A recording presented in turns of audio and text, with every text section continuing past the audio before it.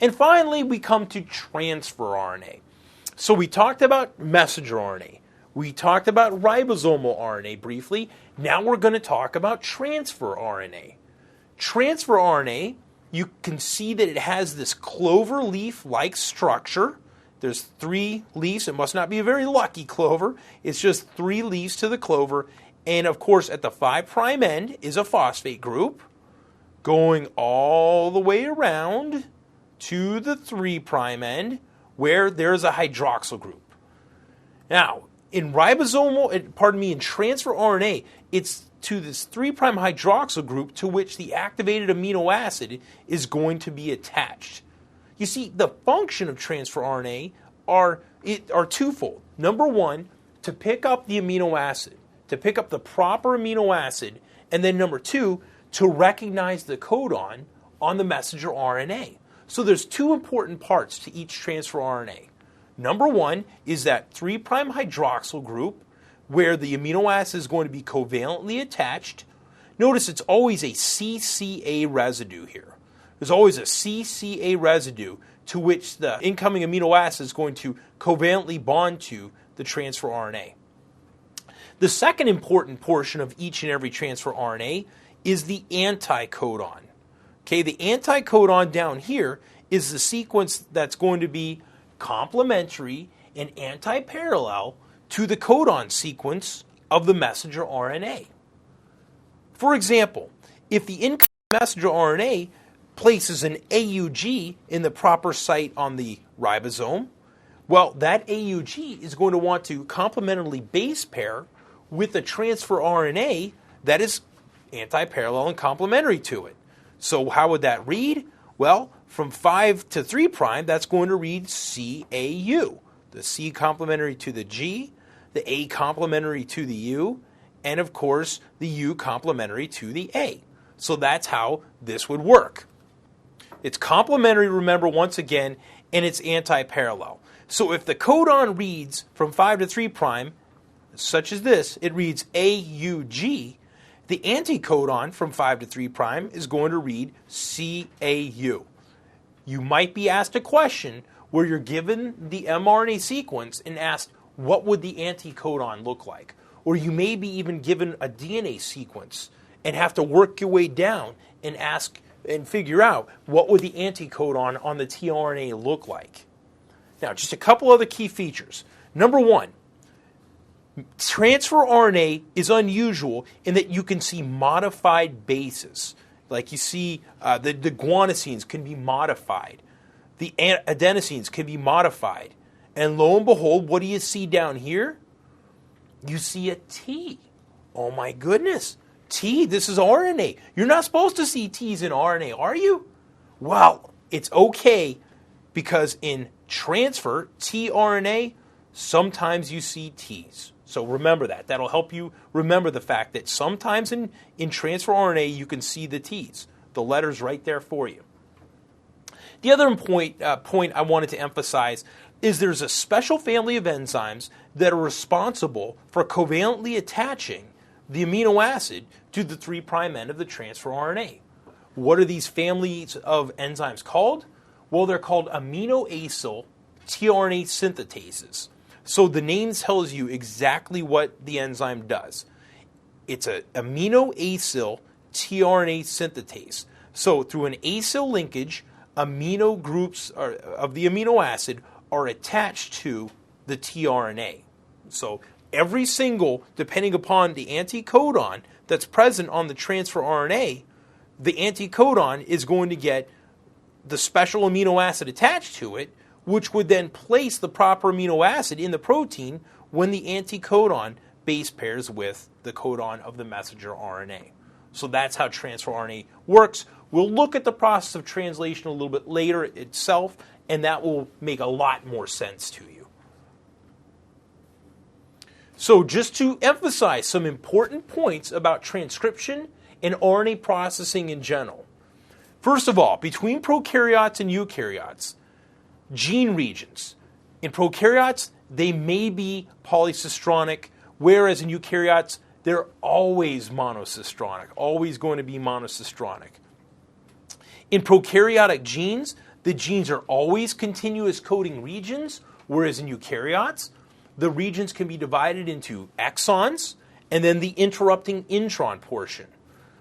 There's very little spacer or non-coding DNA in the prokaryotic genome, whereas for eukaryotes, there's going to be lots of spacer DNA, lots of non-coding DNA regions. As far as the RNA polymerases go, in prokaryotes, the RNA polymerase, the core enzyme, it's an alpha-2 beta prime. That's the core enzyme. Alpha-2 beta prime is what takes the prokaryotic DNA and transcribes it into messenger RNA, or it makes the ribosomal RNA, or it makes the transfer RNA. In eukaryotes, we have a different story. We have at least 3 distinct RNA polymerases. You might be asked about these to differentiate them. RNA polymerase 1 makes ribosomal RNA. RNA polymerase 2 makes the messenger RNA and also the small nuclear RNA involved in splicing.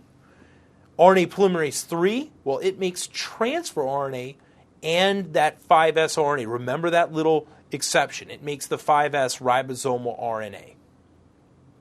How is transcription initiated? In prokaryotes, you have a promoter region with a Tata box. You also have a -35 sequence. We didn't discuss too much because it's not that important. But you have a -10 Tata box, a -35 sequence, which are the landing lights which the prokaryotic RNA polymerase looks for. There may or may not be a sigma factor utilized to initiate transcription in prokaryotes, depending on the particular gene. In eukaryotes, the Tata box is located at the -25 sequence, so it's a little further upstream. And there's also this cat box at the -70 position. The cat box, also known as the El Gato box to my Spanish-speaking friends, the cat box is simply a promoter region where the RNA polymerase can look for and see the proper sequence, bind, and then start transcribing. In addition, in eukaryotes, there's transcription factors such as 2D, transcription factor 2D, which can bind to the promoter and help elicit initiation of transcription. As far as the mRNA synthesis goes, notice this is the same for both prokaryotes and eukaryotes. The template is red, 3 to 5 prime. The mRNA is synthesized 5 to 3 prime. That's never going to change. Transcription is going to begin at the +1 base. Remember, there's no 0 base. It begins at +1. So we move on to how transcription is terminated. In prokaryotes, there tends to be a stem loop sequence, maybe a poly-U region.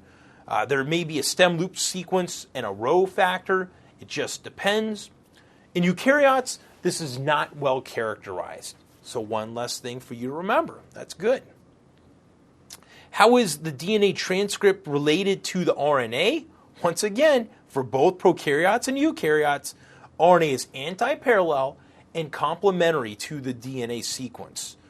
Remember that the messenger RNA is going to be identical to the coding strand, except U is going to be substituted for T's, because after all, there's no U in the DNA and there's no T's in the RNA, except for, well, we just mentioned, in transfer RNA, sometimes you will see T's in transfer RNA.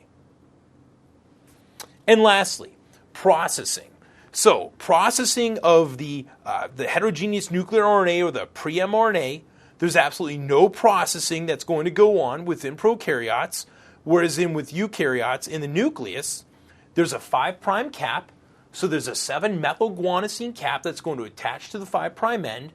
There's a poly-A tail, a polyadenosine tail, attached to the 3' end of each message, and there's going to be removal of the introns. So there's going to be splicing of the introns that occurs, and so the exons are then linked together after the introns are removed. And sometimes there can be alternative splicing that happens between various cell types. A big difference here is going to be the ribosomes. Once again, in prokaryotes, it's a 70S complete ribosome divided into a 30S and 50S small and large ribosomal subunit. There's other ribosomal RNA species in there, and there's proteins. In eukaryotes, there's a complete 80S ribosome, which is subdivided into a small 40S and a large 60S ribosomal RNA. This ribosomal RNA is going to bind to various proteins, which gives the ribosome its three-dimensional structure. In both prokaryotes and eukaryotes, the structure of the tRNA is relatively the same. It's that clover-leafed structure attached to the 3' end via the amino acyl tRNA synthetases is going to be a covalent attachment of an amino acid, and then of course there's going to be an anticodon present, which will complementarily base pair with the appropriate messenger RNA codon. So that concludes Chapter 3, in which we discussed transcription, RNA processing. The key points here, once again, are going to be recognizing the difference between prokaryotic and eukaryotic transcription, processing events, etc. Lots of questions on the exam are going to make sure that you're clear as to what's going on in prokaryotes and what's going on in eukaryotes.